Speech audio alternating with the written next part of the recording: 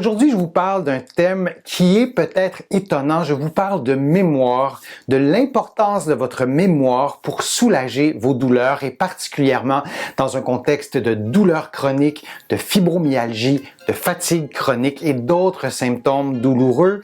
Et je vous donne ces conseils-là, ces explications-là sur la mémoire dans quelques secondes.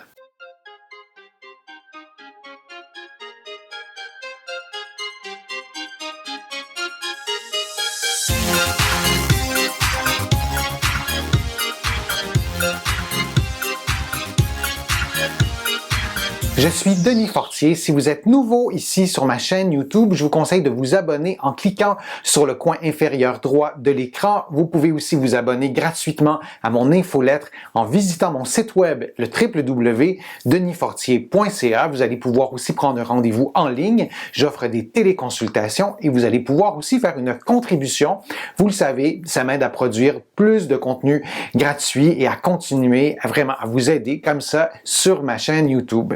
La douleur chronique, la douleur persistante, les douleurs aussi qui sont récurrentes, qui reviennent de façon cyclique, ont des effets multiples sur notre santé physique et notre santé mentale aussi. Il y a aussi des aspects cognitifs à la douleur. La cognition, c'est un groupe de facultés, c'est plusieurs facultés, plusieurs capacités qui nous permettent notamment de se concentrer. Il y a bien sûr la mémoire, il y a l'attention, il y a la concentration, il y a la planification motrice, il y a vraiment plusieurs fonctions cognitives et la douleur est intrinsèquement reliée à ces fonctions cognitives-là. Et dans mon travail en réadaptation physique, je dois aussi tenir compte de cet aspect-là cognitif de la douleur et un des effets qu'il faut absolument prendre conscience et de le faire vous aidera peut-être à vous soulager, à mieux comprendre la douleur et à diminuer cet effet-là négatif de la douleur dans vos vies et c'est vraiment la mémoire. Lorsqu'on a de la douleur depuis longtemps et je l'observe tellement souvent auprès de mes patients, lorsque ces personnes-là ont de la douleur récurrente, il y a un certain sentiment d'échec qui va se développer et il y a une construction de souvenirs négatifs qui vont s'installer. Et lorsqu'on essaie des nouvelles stratégies thérapeutiques pour diminuer la douleur, parfois on n'y croit plus et bien souvent, c'est ce bagage-là de déception, parfois même d'échecs, d'efforts qu'on a générés pour diminuer la douleur. Et lorsque tout ça s'installe dans la durée, ça devient beaucoup plus difficile de soulager la douleur et on a vraiment presque le réflexe de ne plus y croire.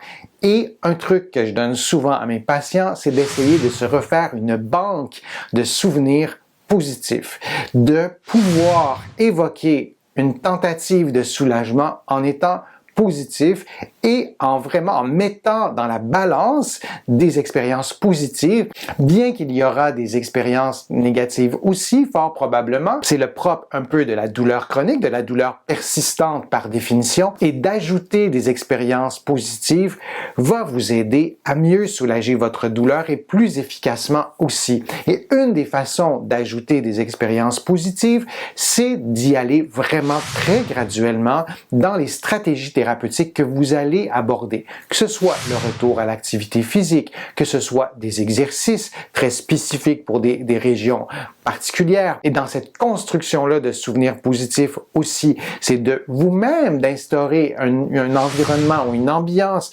positive lorsque vous êtes aux prises avec de la douleur, de mettre l'accent sur des choses positives. Si, par exemple, vous avez une douleur en ce moment, eh bien, de mettre votre attention, de placer votre attention sur autre chose de positif que vous aimez, d'être avec une personne en particulier, d'écouter de la musique, d'écouter un film, d'être à l'extérieur, d'être dans un autre environnement totalement, d'être en pleine nature, et là, la liste pourrait s'allonger.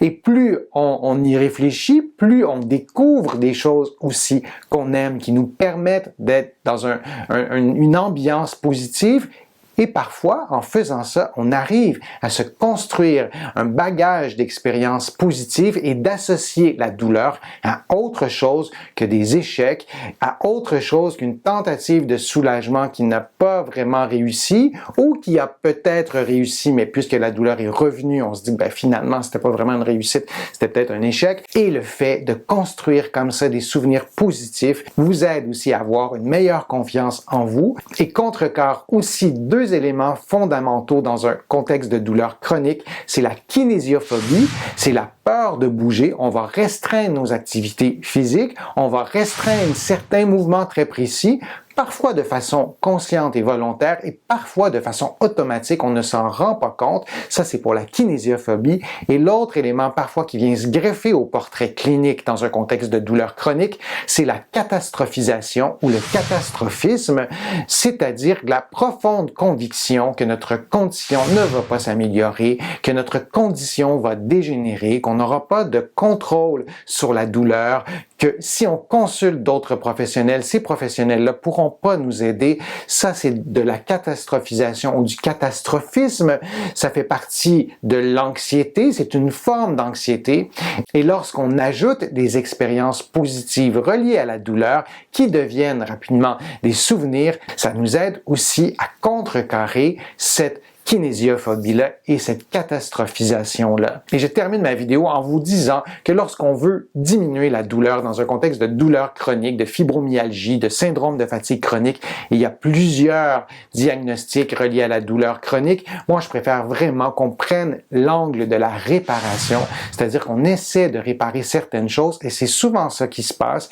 Et dans bien des cas, cette réparation-là a lieu dans le corps, mais aussi dans le cerveau et donc on pense à ce concept-là de réparation plutôt que le concept de combat, de lutter contre quelque chose. Et pour moi, le concept de réparation est beaucoup plus positif et je pense que l'atmosphère nous aide vraiment à avoir des stratégies thérapeutiques plus efficaces et tout ça commence par votre mémoire et cette construction-là de souvenirs positifs. J'espère que ma vidéo vous a plu, j'espère que les conseils étaient clairs, que les informations étaient précises. Si c'est le cas, je vous invite à cliquer j'aime, à la partager vraiment sur les réseaux sociaux. Ça m'aide à avoir une meilleure visibilité, à vous offrir de nouveaux contenus. Vous allez trouver aussi beaucoup d'informations sur mon site web, le www.denisfortier.ca. Vous allez pouvoir faire une contribution et vous le savez, ça m'aide à vous proposer de nouveaux contenus gratuits. Vous allez trouver aussi vraiment beaucoup d'informations dans mes livres qui sont disponibles au Canada, en librairie